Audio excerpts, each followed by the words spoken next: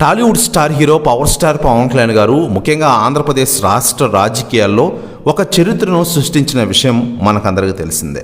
దేశ రాజకీయాల్లో ఏ రాజకీయ నాయకుడైనా ప్రజాప్రతినిధిగా మారాక మంత్రి పదవిలో కూర్చున్నాక తన శాఖ కోసం స్వార్జితాన్ని సాయం చేసినట్లు చరిత్రలో ఉందా? లేదు. కానీ ఒకడు చరిత్ర సృష్టించారు. ఆయనే పవర్ స్టార్ పవన్ కళ్యాణ్ గారు.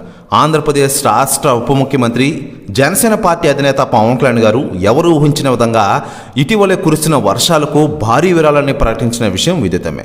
ఇటీవల విజయవాడ నగరంలో సంభవించిన వరదల నేపథ్యంలో ఆంధ్రప్రదేశ్ డిప్యూటీ సీఎం పవన్ కళ్యాణ్ గారు చెల్లించిపోయారు. సీఎం సహాయ నిధికి ₹1 విరాళం ప్రకటించారు. అందరితో ఆగలేదు. తెలంగాణ ముఖ్యమంత్రి సహాయ నిధికి కూడా మరో ₹1 విరాళం ప్రకటించారు పవన్ కళ్యాణ్. అంతేనా, వరదలో నష్టపోయిన 400 పంచాయతీలకు ఒక్కో పంచాయతీకి ₹1,00,000 చొప్పున మొత్తంగా ₹4 కోట్ల విరాళంగా ప్రకటించి అందరినీ ఆశ్చర్యపరిచిన విషయం మనకందరికీ తెలిసిందే. ఇలా ప్రజా పరిపాలనతో కొనసాగిస్తున్నారు పవన్ కళ్యాణ్ గారు. ఇక ఇదిలా ఉండగా లేటెస్ట్గా అందుతున్న సమాచారం ప్రకారం డిప్యూటీ సీఎం పవన్ కళ్యాణ్ గారిని తెలుగు ఇండస్ట్రీ పెద్దలు భేటీ కానున్నారట. ప్రస్తుతం తెలుగు ఇండస్ట్రీలో సమస్యలు నెలకొన్న సమస్యల గురించి వారు వివరించనున్నారట.